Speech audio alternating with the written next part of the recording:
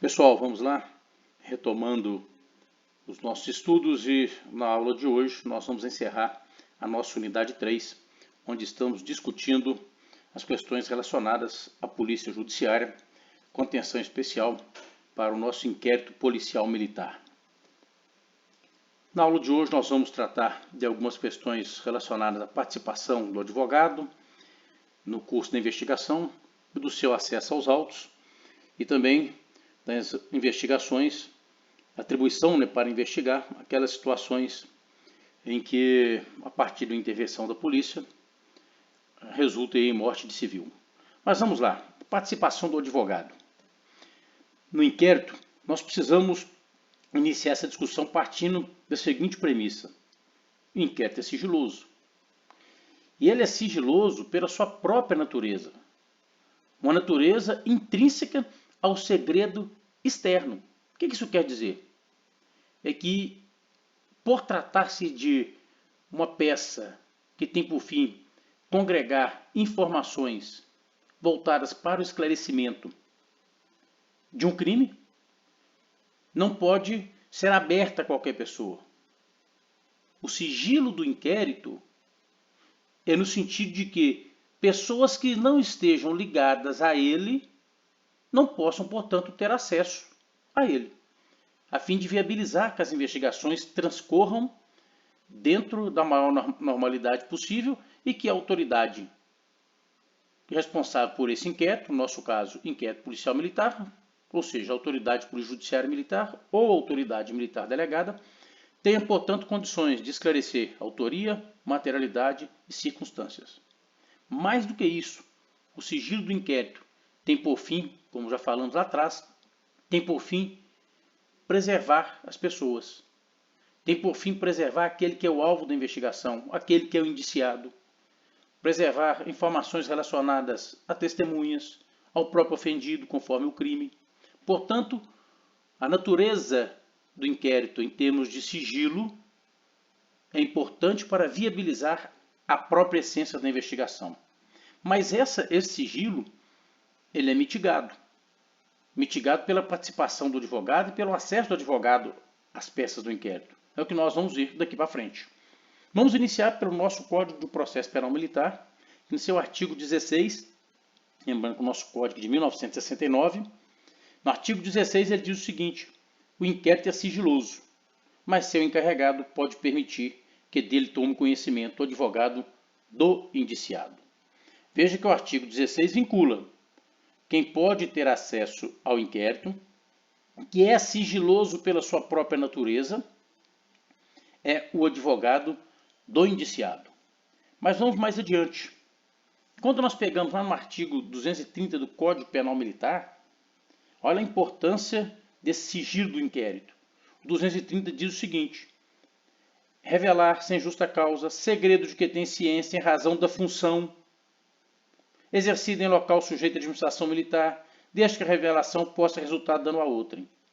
Ora, esse artigo 230, quando a autoridade militar delegada ou o escrivão viola a regra do sigilo, ele comete em tese o artigo 230. Claro, desde que essa revelação possa resultar dano a outrem. Você imagina, então, que um policial militar está sendo investigado e aí a autoridade militar delegada ou o escrivão deixa vazar essa informação. Esse militar pode alegar assim: poxa, houve um dano a mim, houve um dano à minha pessoa. Era uma investigação que era para ocorrer dentro de um limite de um segredo externo, ou seja, quem está fora do inquérito não pode saber, e agora a comunidade sabe, a família sabe, o quartel inteiro sabe. Então, o sigilo do inquérito, quando quebrado, em tese, submete a quem o fez a prática do crime previsto no 230 do Código Penal Militar, CPM. Mas eu pergunto para vocês, embora seja sigiloso, embora seja da sua natureza o sigilo, é possível haver divulgação do inquérito? É possível haver divulgação de partes desse inquérito? É bem certo que sim. A depender do interesse. Você imagina, por exemplo, aí um inquérito em que eu tenho a materialidade, estou buscando a autoria, E tudo que eu tenho sobre o autor do crime é um retrato falado.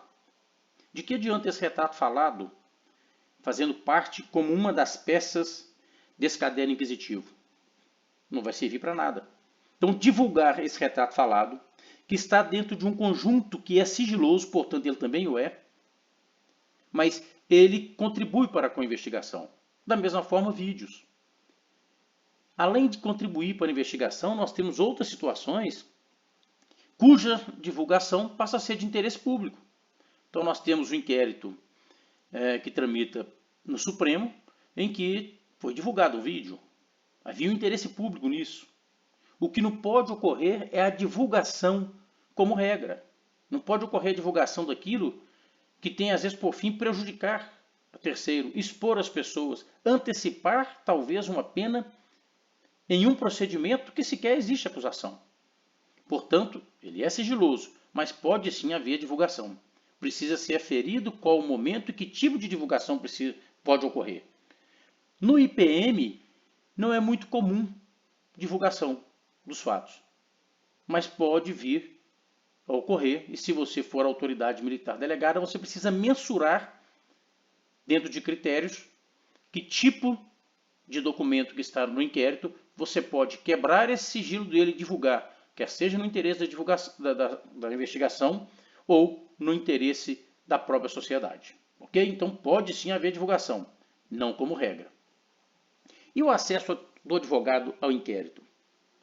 Ora, o acesso do advogado ao inquérito é garantido por lei. E aí eu destaco para vocês aqui, uma vez mais, no artigo 16. A autoridade militar delegada pode permitir. Esse pode permitir, entenda, é um poder-dever. Hoje, não cabe à autoridade militar delegada indeferir esse acesso com esse fundamento. Olha, eu posso permitir, portanto, estou entendendo que nesse caso eu não vou permitir. Não cabe mais esse argumento. Veja que o nosso Código de Processo Penal Militar é de 69, o Código de Processo Penal Comum não trata dessa forma o acesso ao inquérito, só diz que ele é sigiloso, nós já discutimos isso.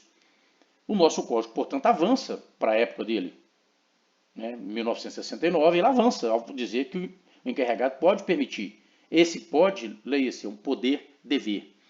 E o acesso do advogado ao inquérito, nós precisamos tratar sobre dois aspectos.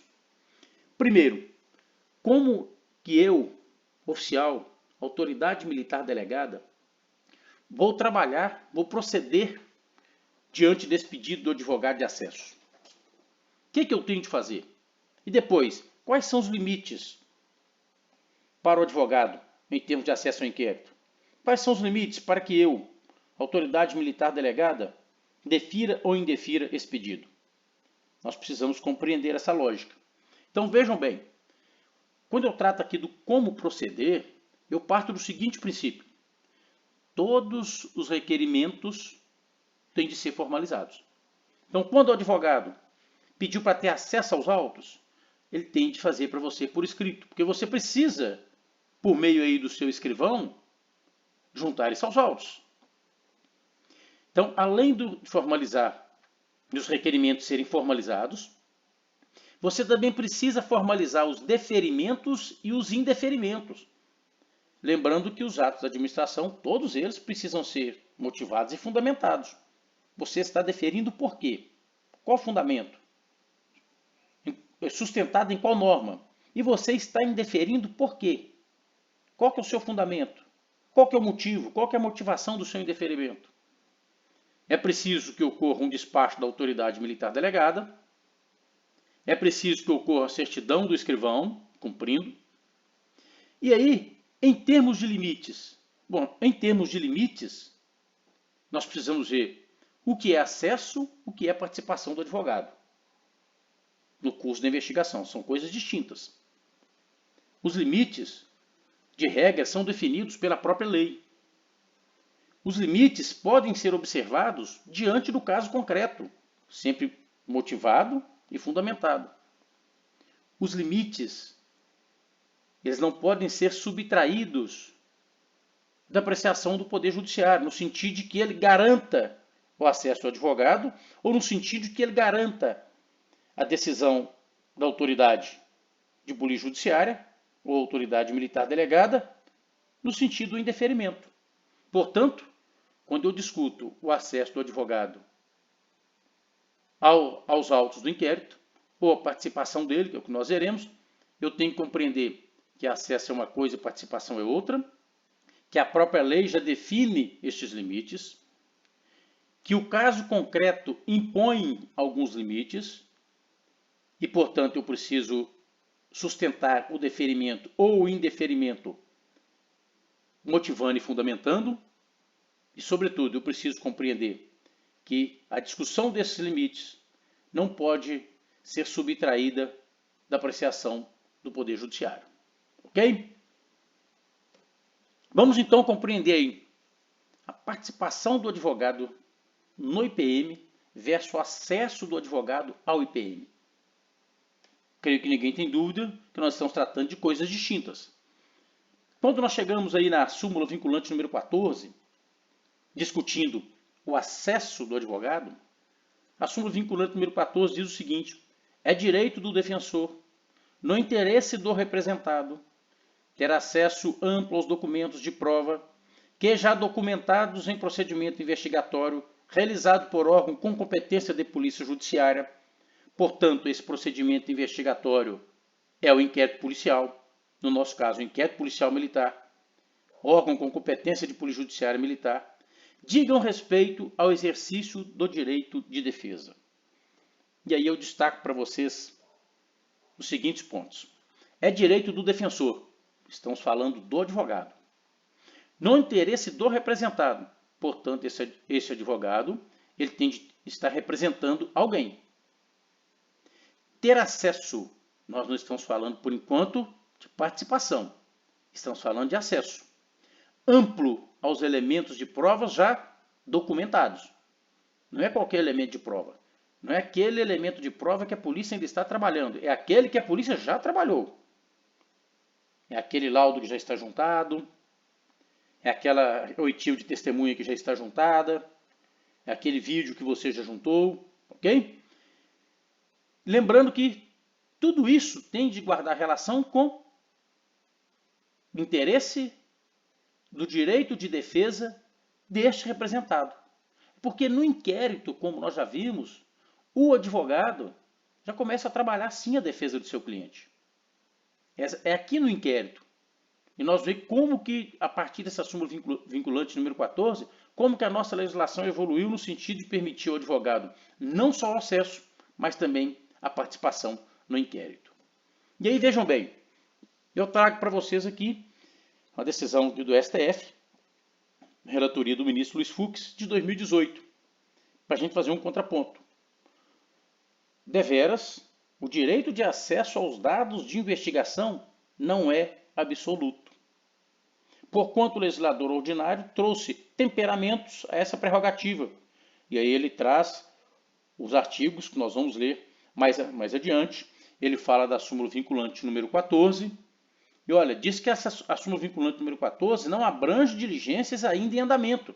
Claro, ela fala que elementos de prova já documentados, ainda não documentados, mormente se considerados os dispositivos legais supramencionados, que nós vamos estudar daqui a pouco. E aí ele arremata: além de se fazer necessária a apresentação de procuração nas hipóteses de auto sujeito a sigilo. O que são autos sujeitos a sigilo? Nós vimos ainda há pouco que o inquérito é sigiloso. Então nós podemos partir de dois princípios aqui. Auto sujeito a sigilo, podemos falar que está se referindo ao segredo de justiça. E podemos dizer que não, o inquérito policial é um auto sujeito a sigilo. Tanto é que a lei diz que o inquérito é sigiloso. Portanto, o acesso aos autos do inquérito requer procuração. Procuração dada pelo representado ao seu representante, que é, portanto, o advogado. E aí eu trago aqui também, à guisa de exemplo, o artigo 23 da Lei 12.850, que trata das organizações criminosas. Ele diz o seguinte: o sigilo da investigação poderá ser decretado pela autoridade judicial competente para garantia da celeridade, da eficácia. Ele vai falando e no final ele trata, olha, devidamente fala do acesso desde que devidamente precedido de autorização judicial. Portanto, nos crimes relacionados à organização criminosa, quando decretado o segredo de justiça, precisa de autorização judicial. Ok? Ainda tratando do acesso do advogado.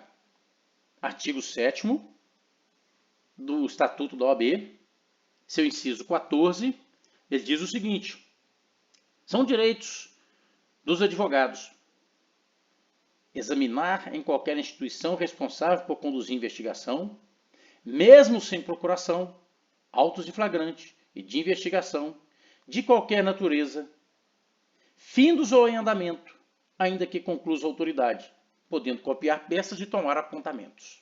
Vamos lá. Nós não podemos dar a esse inciso 14 a natureza de que o inquérito está aqui sobre o balcão, está sobre a mesa, qualquer um pode ter acesso, absolutamente. Nós temos ali informações que podem expor vida de pessoas, e não é essa a ideia da lei. Quando o inquérito já está findo, ou seja, já terminou, é mais tranquilo, porque você terminou o inquérito, o comandante já homologou, ou avocou, enfim. Agora, quando as provas, portanto, já foram produzidas. Agora, quando você está com o inquérito em andamento, a situação é um pouco mais complexa. Mas olha, o artigo 7º, inciso 14, diz que é direito do advogado ter acesso aos autos. Para você indeferir, você tem que ter fundamento. E não existe nenhum problema em você indeferir. Você precisa ter motivo e fundamentar esse seu indeferimento. Nós vamos ver as razões desse nosso argumento mais adiante. Vamos para o parágrafo 10 e diz o seguinte: nos autos sujeitos a sigilo, deve o advogado apresentar procuração para o exercício dos direitos de que trata o inciso 14. Portanto, se eu tenho um inquérito, o inquérito por sua própria natureza, ele é sigiloso, eu posso trazer esse argumento. Olha, o inquérito é sigiloso, precisa da procuração. Sempre documentando. Quando nós vamos lá para o nosso regramento institucional, eu disse isso para vocês na última aula, que é a nossa instrução conjunta de corregedoria, número 2, 2014, PM do Bombeiro. Você precisa tê-la sempre em mãos para discutir atividade de polícia judiciária militar. E ele é procedimental e, como um instrumento, um regramento procedimental, você precisa observá-la sob pena de punição. Então, o parágrafo 2º diz o seguinte: o acesso aos autos com medida cautelar sigilosa, com decretação de segredo de justiça, pelos advogados militares, deverá ser efetivado por intermédio de autorização do juízo competente. Veja bem que aqui nós estamos tratando com procuração para ter acesso a autos sujeitos a sigilo, e o inquérito policial militar é sigiloso nos termos do artigo 16, precisa de procuração. Aqui é mais do que isso. Aqui nós estamos tratando de autos com decretação de segredo de justiça. Eu já falei disso com vocês na aula passada. Você, autoridade militar delegada, pode despachar com o juiz o pedido de segredo de justiça. Quando você tem envolvimento de menores, quando você tem uma investigação que passa por crimes contra a dignidade sexual, quando você tem situações que possa expor pessoas, autoridades, enfim, você despacha com o juiz, justifica o seu pedido. Se o juiz decretar o segredo de justiça, a partir daí, o acesso do advogado, segundo a instrução de corregedoria número 2, artigo 66, depende da autorização do juiz competente. Eu já conduzi um inquérito em que foi decretado o segredo de justiça e não tivemos nenhum problema. O advogado queria ter acesso, informei a ele, indeferi formalmente, ele pediu ao juiz, o juiz determinou que ele tivesse acesso. Eu levei os autos, entreguei na Justiça Militar, a determinação do juiz foi essa, e o advogado teve acesso aos autos. Tá? Nenhum problema nisso. Quando nós vamos lá para o parágrafo 12 do mesmo artigo 7º do Estatuto do OAB, ele diz o seguinte: que a inobservância dos direitos estabelecidos no inciso 14, este inciso que nós acabamos de ler, fornecimento incompleto dos autos, ou fornecimento de autos em que houve retirada de peças já incluídas, implicará responsabilização criminal e funcional por abuso de autoridade. E quando nós tratamos de abuso de autoridade, façam vocês depois a leitura do artigo 32 da Lei 13.869 de 2019, a Lei de Abuso de Autoridade. É crime de abuso de autoridade, com pena de 6 meses a 2 anos. Fica, portanto, a leitura aí por conta de vocês. Artigo 32. Ok? Portanto, o acesso do advogado ao inquérito está muito bem regulado. Mas e se a autoridade militar indeferir? Bom, o advogado pode apresentar seu pedido ao juiz. E se o juiz indeferir? Bom, aí nós temos a possibilidade de uma reclamação junto ao STF. Reclamação no que sentido? Descumprimento da súmula vinculante número 14. STF, olha, você sumulou, sua súmula vincula a todos. Eu estou diante de um inquérito em que a autoridade militar delegada indeferiu e o juiz também indeferiu. A doutrina ainda acrescenta a possibilidade do mandado de segurança para assegurar seu direito líquido e certo, direito previsto em lei. Então você tem procuração, a situação é regular, e aí houve um indeferimento. Ainda existe a possibilidade, segundo a doutrina, do habeas corpus, partindo do princípio de que no curso de um inquérito, sobretudo o inquérito policial militar, você imagina um inquérito policial militar que investigue um crime militar próprio. Pode ocorrer, inclusive, o cerceamento do direito de ir e vir, com fundamento no artigo 18 do Código de Processo Penal Militar, sem que haja ordem judicial. O habeas corpus, portanto, se prestaria a esse sentido. Olha, eu preciso ter acesso, porque a qualquer momento o meu cliente, o meu representado, pode ser preso, inclusive sem ordem judicial, no caso do inquérito policial militar, que apura crime militar próprio. Nós vamos discutir isso adiante quando formos tratar das prisões. Ampliar essa discussão. E aí, nós já saímos do foco do acesso e entramos na participação do advogado no IPM. O artigo 7º, uma vez mais, do Estatuto da OAB, no seu inciso 21. Olha o que ele diz. São direitos do advogado assistir a seus clientes investigados durante a apuração de infrações, sob pena de nulidade absoluta do respectivo interrogatório ou depoimento e, subsequentemente, de todos os elementos investigatórios e probatórios deles decorrentes ou derivados, direto ou indiretamente. Aí eu destaco, podendo, inclusive, no curso da respectiva apuração, apresentar razões e quesitos. Observe que nós já não estamos discutindo acesso. Aqui é participação. A participação do advogado no curso do inquérito policial militar se reveste, inclusive, da possibilidade dele apresentar razões e quesitos, desde que ele seja advogado de investigado. Se ele é o advogado do ofendido, o artigo 7º, inciso 21, não se aplica a ele, porque a lei é muito clara. Assistir a seus clientes investigados. Então, claro, se ele é indiciado, nós estamos um passo adiante do investigado. Se no investigado ele tem essa opção, se lhe é assegurada essa possibilidade de apresentar razões e quesitos, muito mais se nós estamos diante do inquérito em que o policial militar já está indiciado. Portanto, é direito do advogado participar do IPM. E você, oficial, autoridade militar delegada, precisa estar preparado para esse momento. Não pode enxergar no advogado o inimigo do inquérito, absolutamente. É você exercendo o seu papel de autoridade militar delegada, exercendo a sua autoridade, e você não pode abrir mão dela, e o advogado exercendo o seu papel, dentro da garantia que a lei lhe dá. Ele pode, portanto, apresentar razões e quesitos. E eu pergunto para vocês, pode o advogado no curso do IPM requisitar diligências?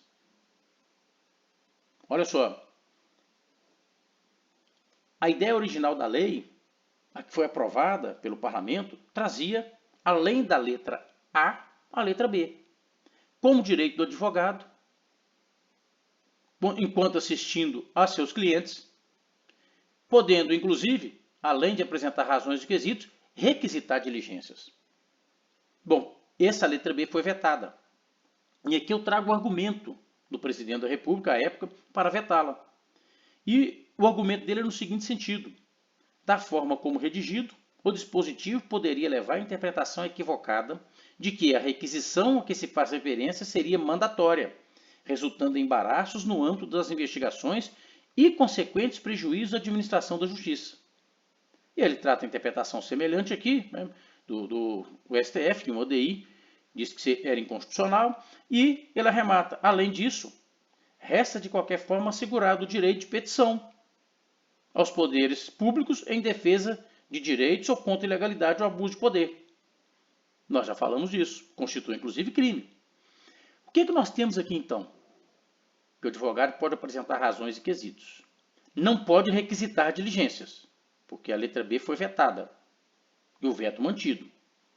Mas ele pode solicitar à autoridade militar delegada uma ou outra diligência sem nenhum problema.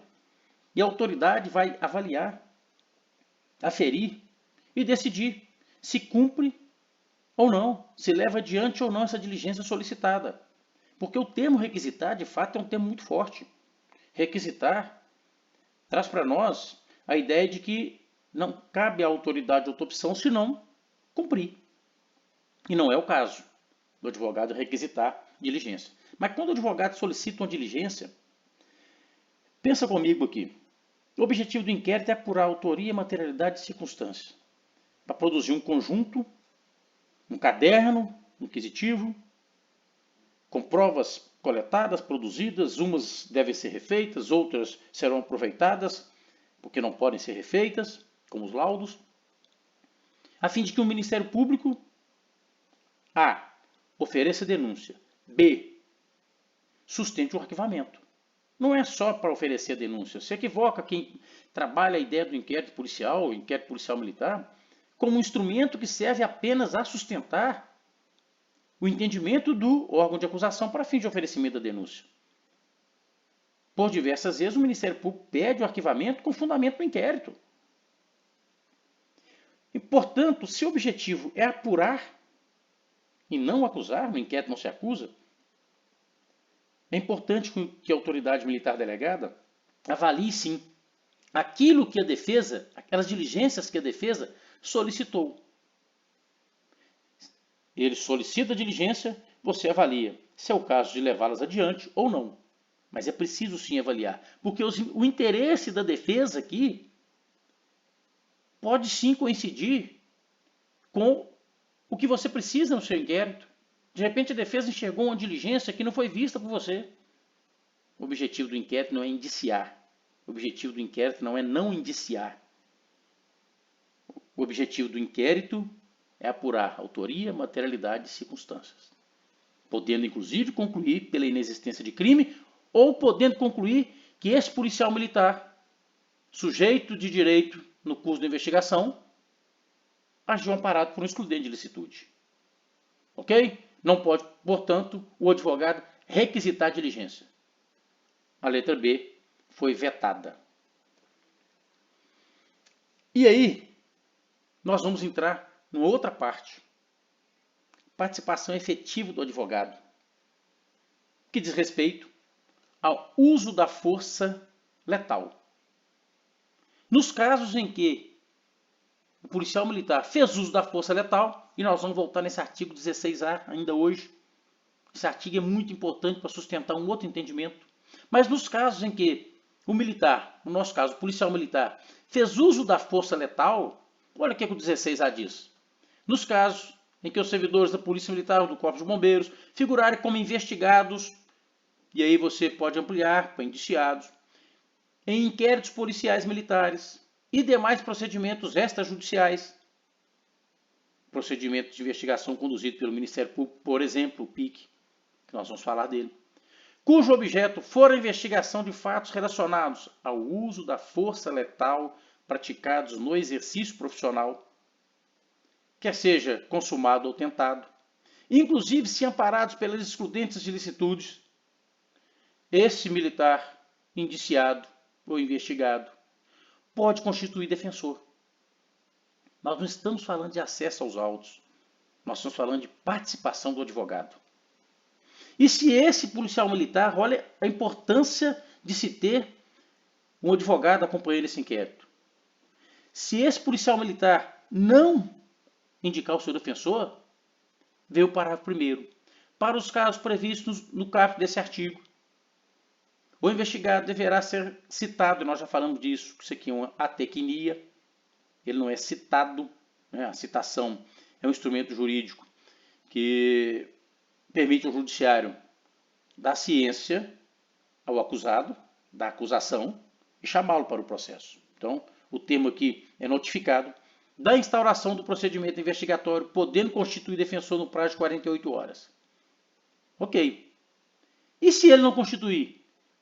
Passado esse prazo de 48 horas, a autoridade responsável pela investigação, você, autoridade militar delegada, responsável pelo inquérito, deverá, observe que você não tem opção, você deve intimar a instituição a que estava vinculado o investigado.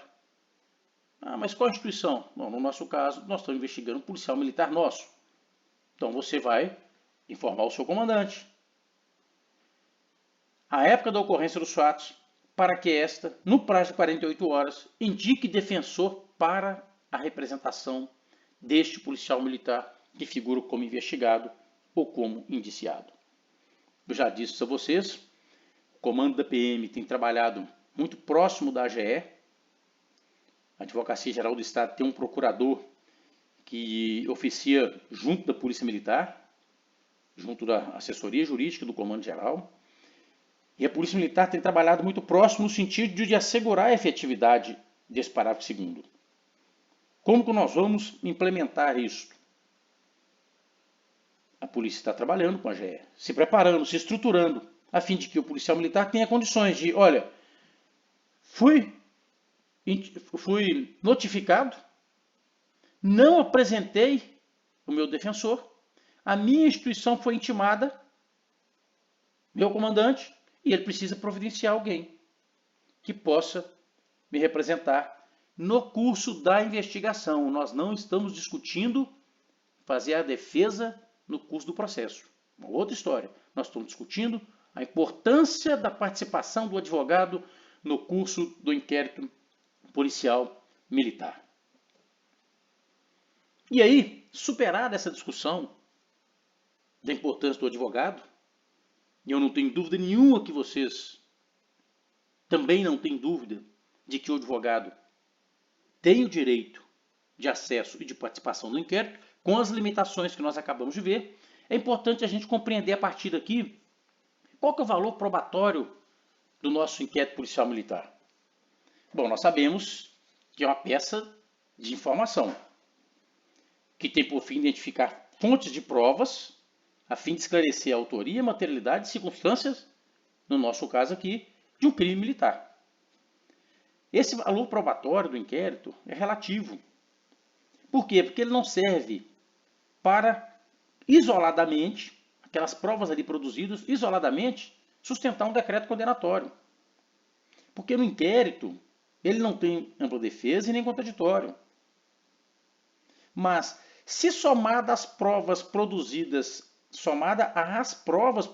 em juízo, aquelas que foram produzidas no curso do inquérito podem influenciar na decisão da autoridade, quer seja para condenar, quer seja para absolver. Mas, isoladamente, não pode. Por isso que o valor probatório dele é relativo.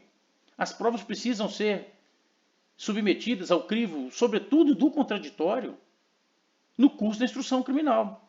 Porque parte da defesa, nós já vimos que ela começa a ser feita já pelo advogado no curso de investigação.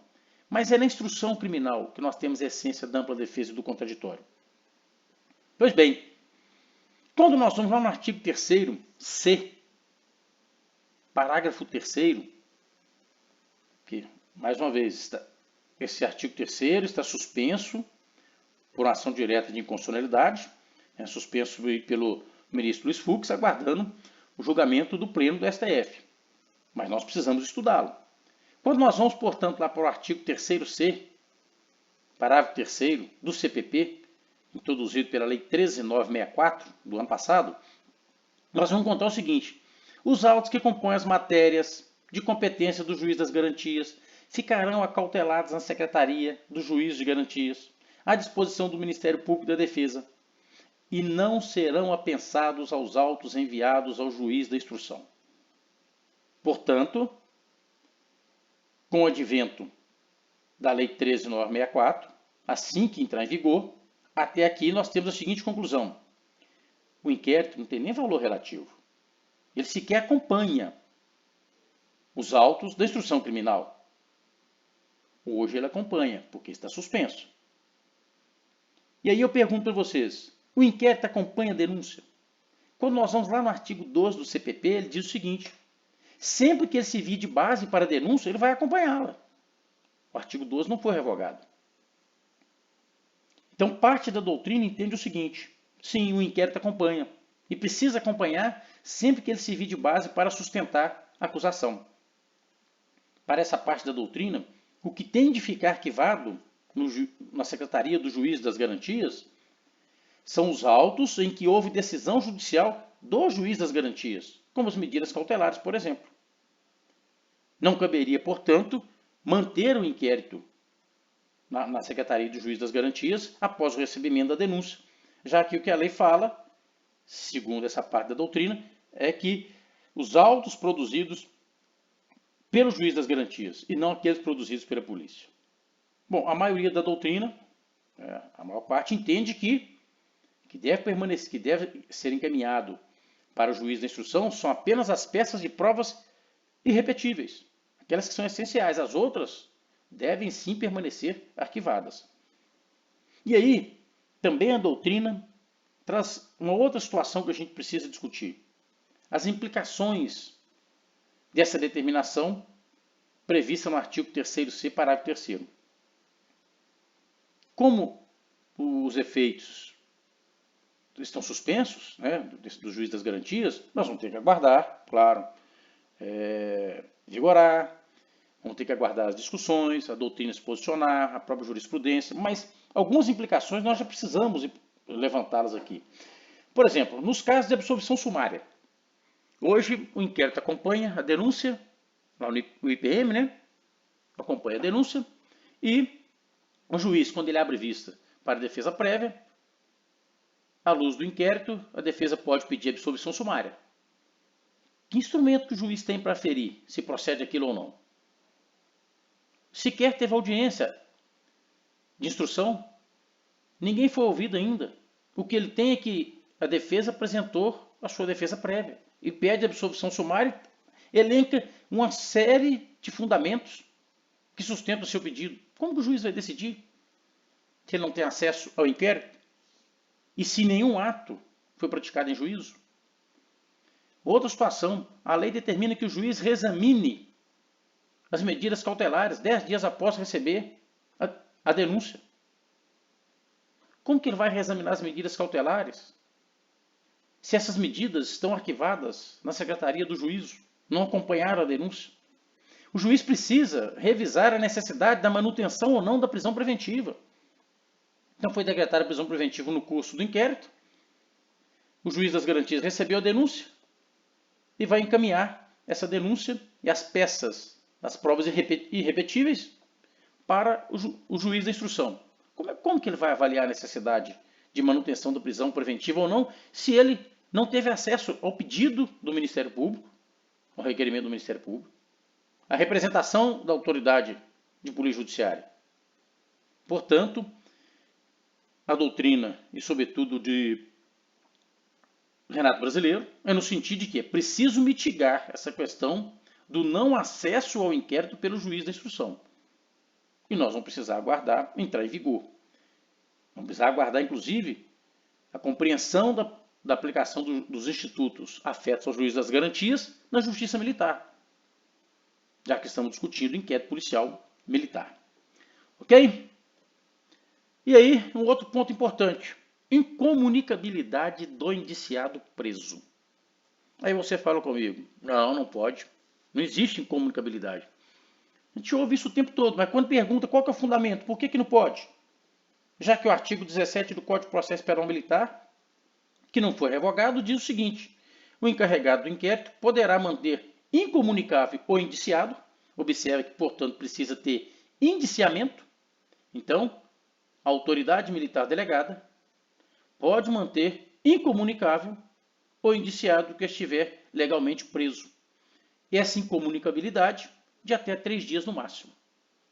Bom, está lá no CPPM, no artigo 17. Mas é claro que não pode. Não pode por quê? Não existe outra vedação senão da leitura do artigo 136 da Constituição, que diz que o presidente da República pode, ouvidos o Conselho da República e o Conselho de Defesa Nacional, decretar estado de defesa. Com qual objetivo? Preservar ou prontamente restabelecer em locais restritos e determinados a ordem pública ou a paz social ameaçados por grave e iminente instabilidade institucional ou atingidos por calamidade de grandes proporções na natureza. Observem só que o presidente da República ele pode decretar o estado de defesa, mas primeiro ele tem que ouvir o Conselho da República e o Conselho de Defesa Nacional. E no estado de defesa, parágrafo 3º, inciso 4, é vedada a incomunicabilidade do preso. Bom, se no estado de defesa, que só pode ser decretado pelo presidente da República, e ele tem que ouvir 2 conselhos. Se nessa situação gravosa é vedada a incomunicabilidade do preso, você quer manter o seu policial militar, que está legalmente preso, incomunicável por 3 dias, com fundamento no artigo 17 do CPPM? É claro que esse artigo 17 não foi recepcionado pela Constituição. Eis aqui, portanto, o fundamento e a construção jurídica que é preciso fazer, combinando o 136, parágrafo 3º, 4, com o artigo 17 do CPPM. Ok?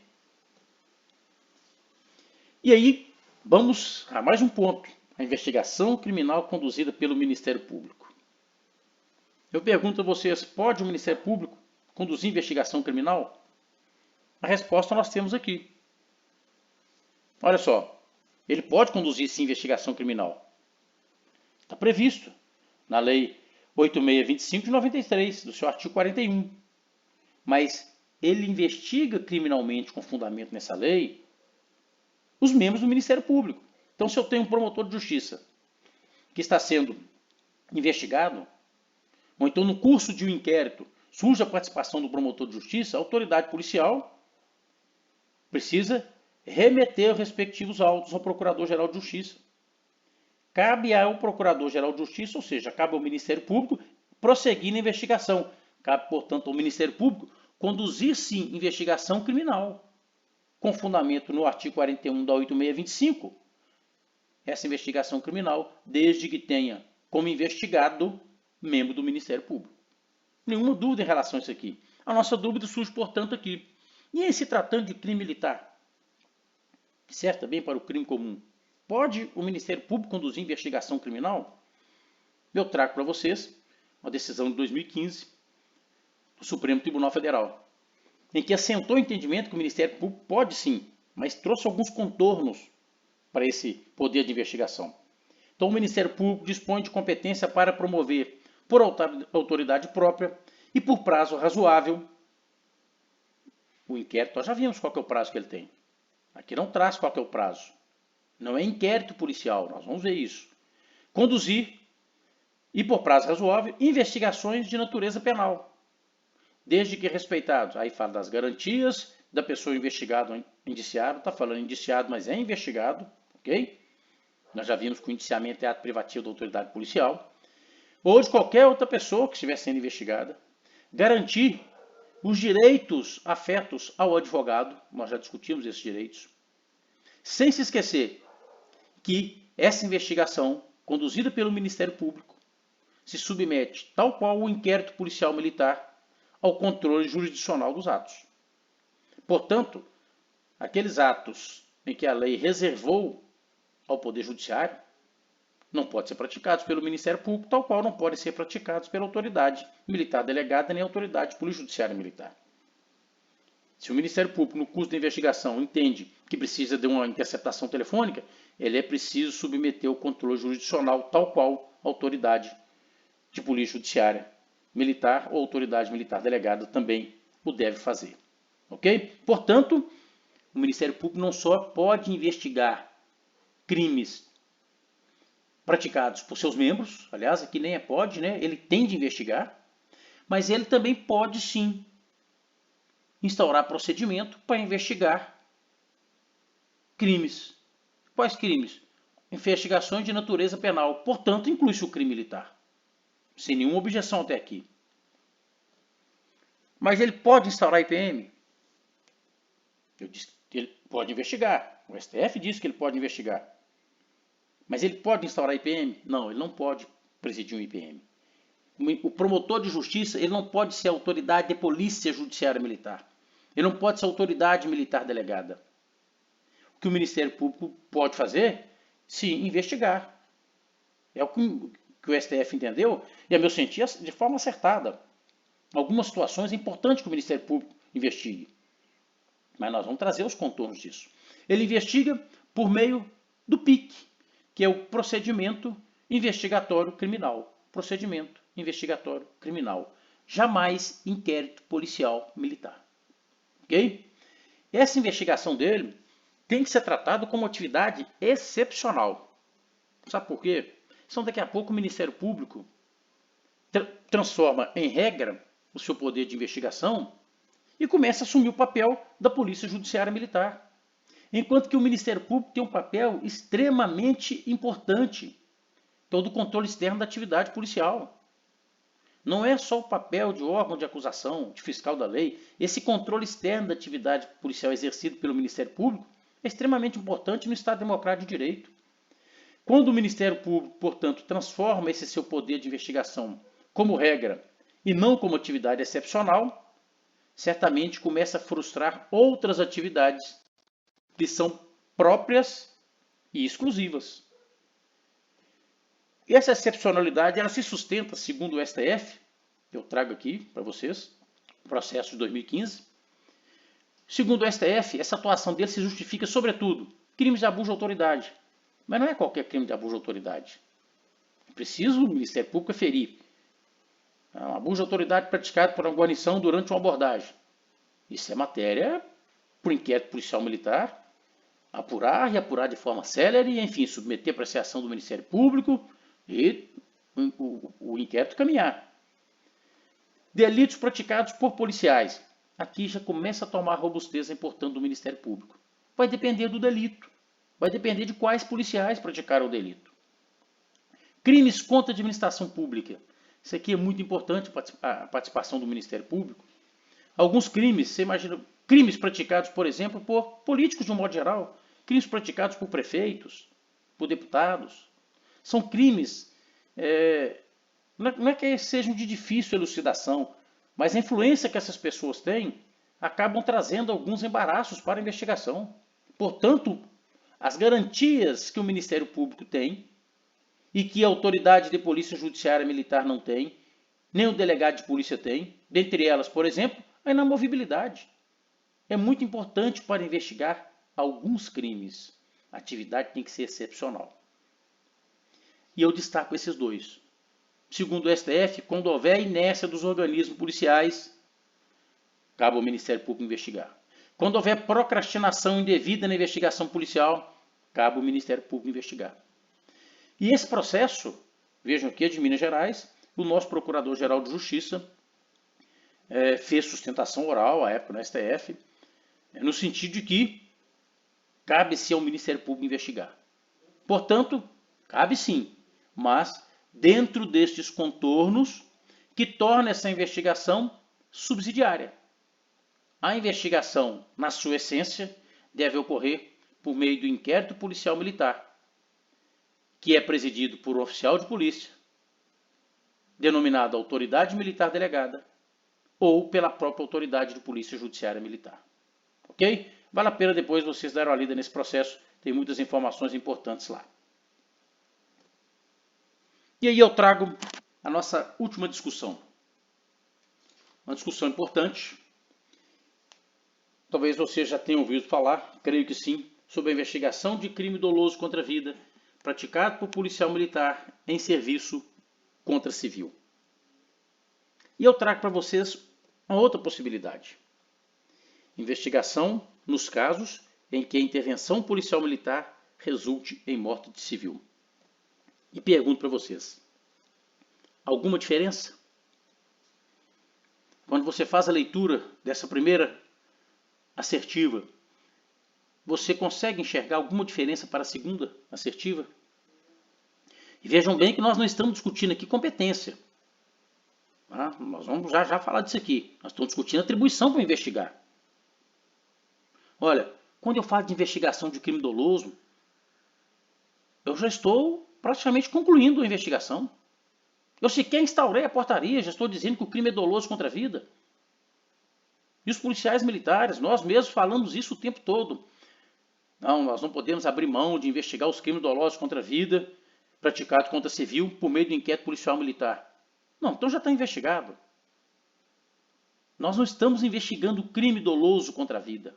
O que nós estamos investigando são casos em que a intervenção policial militar resulta em morte civil.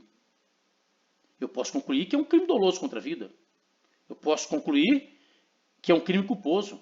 Já mudei a competência para o processo de julgamento. Eu posso concluir que não há crime. Olha só, e se eu parto do princípio que o crime é doloso?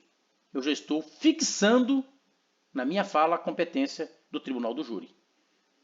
Competência constitucional. Não se discute essa competência do tribunal do júri para processar os crimes dolosos contra a vida. Portanto, a partir de hoje, não falem mais investigação de crime doloso contra a vida praticado por policial militar contra civil. A partir de hoje, a linguagem nossa é a quem cabe a atribuição de investigar os casos em que a intervenção policial militar resulte em morte civil. E é isso que nós vamos discutir, a quem cabe essa investigação. Pois bem, dessa investigação é possível inquérito policial militar, inquérito policial militar, mais inquérito policial. O STF, por mais de uma vez, já se manifestou no sentido de que não existe nenhum problema. Devem coexistir as duas investigações. Ora, eu não tenho dúvida nenhuma que é uma percepção equivocada. Sabe por quê? Quando nós pegamos a doutrina, e qualquer doutrina vai tratar disso, Nestor Távora, Aurílio Lopes Júnior, Eugênio Pacelli, Renato Brasileiro, todas as doutrina mais recente, mas se você pegar as doutrinas antigas, a lógica é a mesma. O inquérito policial, ele tem um peso muito grande nas costas do investigado ou do indiciado. Nós não podemos achar que o inquérito policial é simplesmente uma investigação. Não, absolutamente não é uma simples investigação. O inquérito policial ele traz uma carga negativa muito pesada. Ora, por que só o policial militar, ou só o militar, incluindo aqui o bombeiro militar, por que só essa categoria de servidores se submetem a duas investigações sobre o mesmo fato?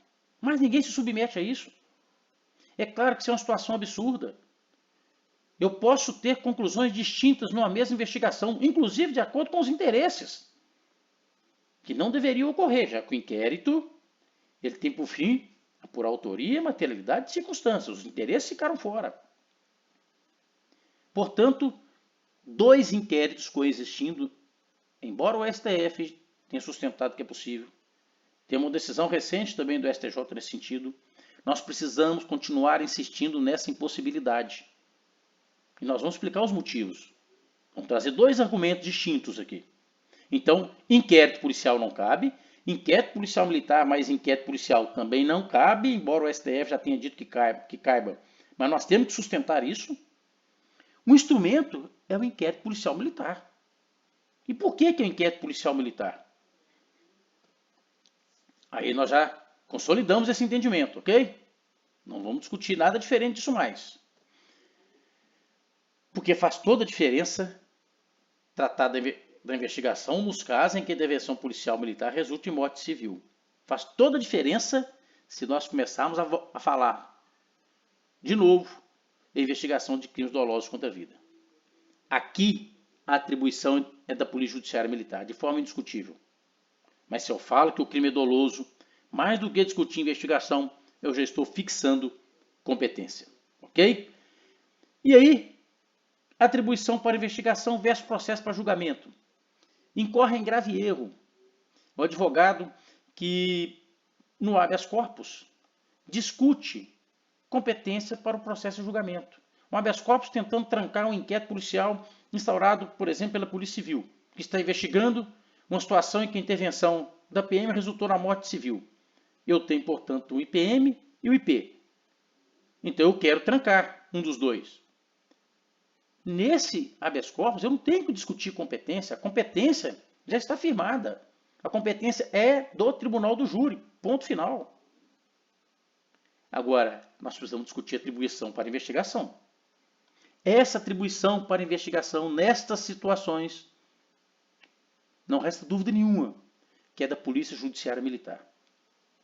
E só dela, partindo da seguinte lógica: por que apenas o militar, o policial militar, o bombeiro militar, por que só o militar tem de se submeter a uma dupla investigação sobre o mesmo fato?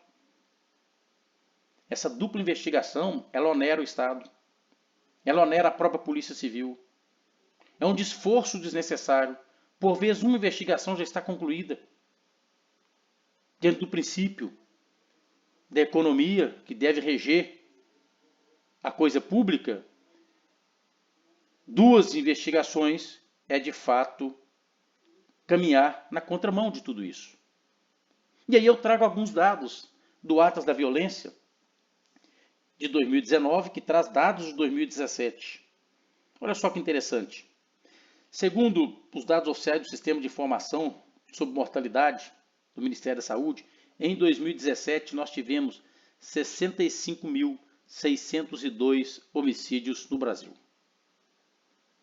O que equivale a uma taxa na casa aí de 31,5 de mortes para cada 100 mil habitantes.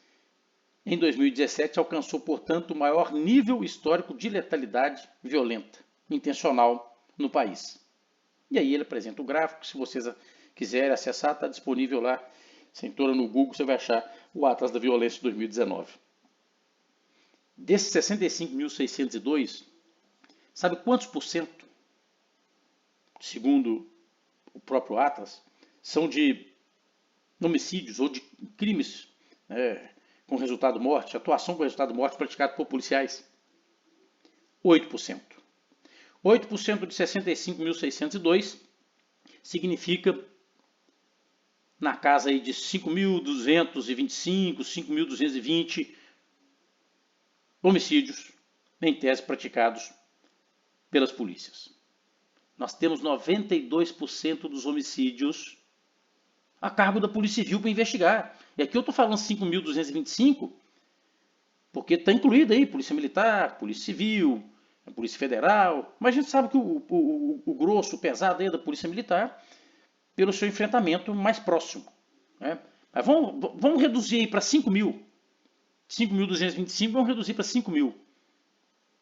De 65.602 homicídios, ainda restam 60.602 para a Polícia Civil apurar. Qual que é a justificativa para investigar os casos em que a intervenção policial militar resulta em morte civil? Não estou discutindo ainda o direito, vamos discutir o direito já já. Trago aqui outras informações. E olha, vamos fazer aqui uma observação, é importante que se faça. Não estou aqui a criticar instituições, absolutamente. A Polícia Civil tem um papel importantíssimo dentro da estrutura de segurança pública concebida no Brasil. É uma instituição séria, que presta relevante serviço e que, por vezes, não aparelhada como deveria, acaba resultando nesse tipo de manchete. Mais uma vez, não estou criticando instituições, estamos trabalhando com constatações. Ok? Olha só. Gazeta do Povo, eu acessei aqui no dia 17 de junho. Brasil não soluciona nem 10% dos seus homicídios. país com o maior número de mortes violentas no mundo, também perpetua a impunidade. 90% dos homicídios não foram esclarecidos. Qual que é a razão, então, para que a Polícia Judiciária Comum investigue algo que cabe à Polícia Judiciária Militar? Olha só, a maioria dos crimes no Brasil não chega a ser solucionado pela polícia. De cada 100 crimes pelo país, mais de 90 nunca foram descobertos. E assim, somente uma faixa de 5 a 8% dos assassinos são punidos. Veja bem, uma outra informação da revista super interessante, mas considerando apenas os assassinatos em que os inquéritos de investigação são abertos compulsoriamente, as estatísticas são muito mais favoráveis aos bandidos do que à justiça. Conforme dados oficiais da Estratégia Nacional de Segurança Pública, somente 6% dos homicídios dolosos são solucionados. Espera aí, nós estamos solucionando 6% dos homicídios dolosos, daquele resultado de 60.602, só 6% a polícia consegue chegar à autoria. Qual a razão para se investigar as situações, nos casos em que a intervenção policial militar resulta em morte civil? Me dê um argumento fático. Não temos argumentos. Ainda mais, na série Impunidade está um retrato da investigação criminal no Brasil. O que acontece desde o local de crime até o julgamento ou arquivamento do processo. Eu não estou dizendo aqui de inquéritos que o Ministério Público não ofereceu denúncia, ou tendo oferecido o juiz absolveu sumariamente, ou tendo o juiz pronunciado na primeira fase, no júri, o réu foi absolvido. Não, nós estamos dizendo aqui de crimes em que sequer a polícia chegou na autoria. Não justifica, portanto, diante de 94% de déficit de índice de resolutividade, segundo a imprensa, ok? Estão trabalhando com dados da imprensa. Não justifica um esforço, um empenho, um emprego de recurso humano, de recurso logístico, para investigar um crime que é militar. Para investigar um crime que é fruto de uma intervenção policial militar e que resultou na morte de um civil. Vamos, portanto, trazer o nosso argumento jurídico.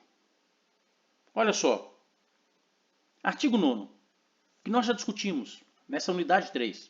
Consideram-se crimes militares os crimes previstos nesse código e os previstos na legislação penal comum quando praticados. Peguei a letra C, por militar em serviço ou atuando em razão da função. Quando eu vou lá no artigo 205 do Código Penal Militar, ele fala matar alguém, tal qual o artigo 121. Matar alguém é crime de homicídio. Está dentro do Código Penal Militar. É crime militar. Primeira constatação. Segunda constatação. Artigo 8º do Código de Processo Penal Militar. Compete à Polícia Judiciária Militar a apurar os crimes militares. 205. Matar alguém. Homicídio. Situação em que a intervenção policial militar resulta em morte civil. Resultou em morte civil, em tese, 205. 205 é crime militar. A quem compete apurar os crimes militares? Polícia Judiciária Militar. Ainda mais, quando nós vamos lá para o CPPM, ele diz que nos crimes dolosos contra a vida, praticados contra civil, a Justiça Militar encaminhará os autos do inquérito policial militar à Justiça Comum. Bom, se a Justiça Militar é que vai encaminhar os autos do inquérito para a Justiça Comum, a quem cabe investigar? Qual o inquérito que vai para a Justiça Militar? O inquérito policial militar, que é desenvolvido, trabalhado, concebido pela Polícia Judiciária Militar, que é a polícia auxiliar da Justiça Militar. Mas é só quando ela entender que o crime é doloso contra a vida. Lembra da nossa primeira discussão? Como que eu vou saber se o crime é doloso contra a vida? Eu preciso de apurar as circunstâncias em que esse fato ocorreu. Pode ser crime culposo, mas pode ser crime doloso. Se for doloso contra a vida de civil, o juiz declina da sua competência. Porque a lei determina que ele assim o faça. O promotor declina de sua atribuição. E, portanto, os autos são remetidos para a justiça comum, onde funciona o tribunal do júri. Porque a competência não é da justiça comum. Nós já vimos isso. A competência é do tribunal do júri, que funciona na justiça comum. Não existe impedimento nenhum na Constituição para que o tribunal do júri funcione na justiça militar. Impedimento constitucional não existe. Se um dia será implementado é outra história, mas não existe impedimento. Remete para a justiça comum porque lá funciona o tribunal do júri. Vamos um pouco mais. Crime militar, homicídio, matar alguém, a intervenção resulta em morte civil, cabe à Polícia Judiciária Militar apurar. Se concluir que o crime é doloso, o juiz declina da competência o promotor da atribuição e remete para a justiça comum. Mas se nós não quisermos trabalhar com o Código Penal Militar e Código de Processo Penal Militar, vamos para a Constituição, que nós já discutimos também. Está lá no 144, parágrafo 4. Quarto.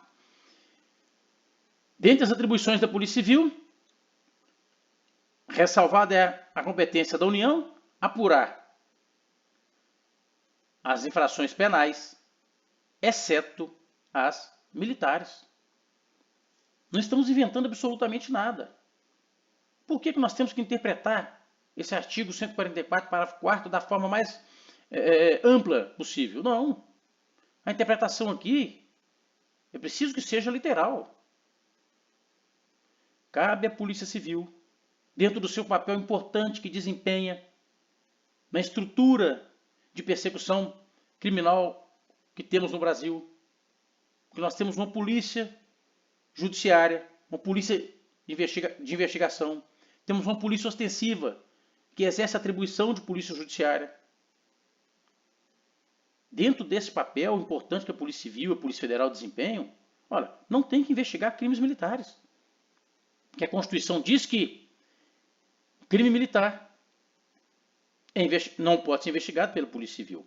Nós vamos saber por quem pode ser investigado. E se a intervenção policial militar resulta em morte civil, se amolda no previsto no artigo 9º, letra C, tem previsão no Código Penal Militar. Polícia Judiciária Militar que apura. Mas se for doloso, remete para o Tribunal do Júri. Ora, não cabe, portanto, a Polícia Civil investigar essa situação. E aí nós vamos lá para a nossa Constituição, que nós também já discutimos. Artigo 142. Dentre as atribuições da Polícia Militar, lá no inciso 3, compete à Polícia Militar e ao Corpo de Bombeiros Militar a função de Polícia Judiciária Militar nos termos da Lei Federal. Qual lei federal? Código de Processo Penal Militar. Compete à Polícia Judiciária Militar apurar os crimes militares. A Polícia Militar de Minas Gerais tem a função de Polícia Judiciária Militar. Onde mais nós precisamos discutir que cabe o instrumento para se investigar os casos em que a intervenção policial militar resulta em morte civil é o inquérito policial militar. E aí, voltando no nosso artigo 16A, que eu falei com vocês que nós retomaríamos a discussão sobre ele. É como forma de reforçar esse entendimento. Olha só, o 16A diz o seguinte, em linhas gerais. Nos casos em que policiais militares e bombeiros militares figurarem como investigados em IPM, cujo objeto for a investigação de fatos relacionados ao uso da força letal, ok? O uso da força letal, praticado no exercício profissional, considera-se que os militares praticados por militar em serviço, ou seja, ou em razão do serviço, e o 16A fala exatamente, praticado no exercício profissional, quer seja da forma consumada ou tentada, quer seja amparado por excludente de licitude, ele poderá constituir advogado. Ora, por que o legislador colocou o 16A? Aí você me fala assim, não, mas aqui ele está tratando quando for militar contra militar. Não, ele está tratando o seguinte, de uso da força letal praticado por militar, policial militar e bombeiro militar em serviço ou agindo em razão da função. O 16A, que é de 2019. Para que não venha falar que nós temos um código aqui de 69. Não, não. Nós estamos trabalhando com 2019. O artigo 16A reforça ainda mais esse entendimento de que a intervenção policial militar que resultar em morte civil, em se amoldando no artigo 9º, se a intervenção policial militar, presume-se que o militar está de serviço, resultou em morte civil, crime militar. Quem apura crime militar é a Polícia Judiciária Militar. A Polícia Judiciária Militar tem assento na Constituição do Estado de Minas Gerais. E por exclusão na Constituição Federal, a Polícia Civil não pode apurar esse caso. E se a Justiça, não é a Polícia Judiciária, mas se o Poder Judiciário, a Justiça Militar, entender que o crime é doloso contra a vida de civil, resta preservada, na sua essência, a competência do juiz do tribunal do júri. Aqui começa a discutir competência, aqui. E quem vai falar se o crime é doloso ou não? Não é você, a autoridade militar delegada, nem a autoridade polícia judiciária. Caberá ao juiz. Portanto, a investigação, não tenha dúvida, que é da Polícia Judiciária Militar. Se eu tenho, por exemplo, 2 inquéritos tratando dos mesmos fatos, então, durante a intervenção policial militar, resultou a morte de um civil. Esse mesmo fato sendo apurado por 2 inquéritos, um inquérito policial, da Polícia Civil, o inquérito policial militar, da Polícia Militar. Se eu tenho esses 2 fatos, esses 2 inquéritos tratando dos mesmos fatos, aí é preciso discutir isso por meio de habeas corpus. É preciso trancar um desses inquéritos. E não tem dúvida, aqui não tem muita opção para o militar que está sendo investigado ou indiciado. O inquérito a ser trancado é aquele que sequer deveria ter sido instaurado. Olha, a Polícia Civil, no Brasil inteiro, tem em torno de 90% de crimes de homicídio para serem esclarecidos. Essa situação em que a intervenção policial militar resulte em morte civil, de regra, nós já temos autoria. Nós já temos a materialidade, nós precisamos apurar as circunstâncias, inclusive para fornecer substrato ao Ministério Público e à Justiça Militar, para se discutir se o crime é doloso, se o crime é culposo, se tem excludente de ilicitude. Porque a autoria, ela já está, de regra, muito bem definida. Um ou outro caso que nós não temos essa autoria definida. Portanto, habeas corpus. Por mais que o STJ já tenha se manifestado, o STF, nós temos decisões de tribunais do Paraná, tem algumas decisões aqui em Minas, no sentido de trancar o inquérito da Polícia Civil. Trancar no inquérito da Polícia Civil, o inquérito policial militar prossegue, porque a investigação precisa continuar. Olha só, por questão de lógica. Uma lógica que se assenta em uma construção jurídica. Me dê um argumento para trabalharmos com 2 inquéritos. Em um país em que é preciso racionalizar recursos humanos e logísticos, é preciso selecionar em relação a qual caso nós vamos desprender um esforço maior. E aí nós temos, por vezes, a Polícia Civil se ocupando de uma investigação que ela não deveria se ocupar, por questões de fato e de direito, como acabamos de ver. O habeas corpus, portanto, contra o ato do delegado, salvo se for o Ministério Público que requisitou, que aí o ato é do Ministério do promotor. Então esse habeas corpus do juiz. Se o juiz denegar, você tem o Tribunal de Justiça. O Tribunal de Justiça denegou, você tem STJ, você tem STF. É preciso que o advogado desse policial militar ou bombeiro militar, que figura como investigado ou indiciado, busque sustentar esse direito. É preciso que as instituições militares sustentem esse direito, mas com argumentos de fato e de direito, e não com discussões diminutas que busquem uma instituição ofender a outra. Absolutamente, não é isso que nós precisamos. Nós precisamos valorizar as instituições. E quando nós atribuímos à Polícia Judiciária Militar a investigação dos casos em que a intervenção policial militar resulta em morte civil, nós estamos sim valorizando a instituição policial civil dentro dos 90% de crimes que Brasil afora demandam ou reclamam uma solução de identificação de autoria. E aí nós encerramos a nossa unidade 3, ficou extensa essa aula de hoje, mas encerramos a nossa unidade 3. Na nossa próxima aula nós vamos iniciar a unidade 4, onde vamos tratar da ação penal e da ação civil ex delito. Muito obrigado pela atenção de vocês, bons estudos e vamos adiante.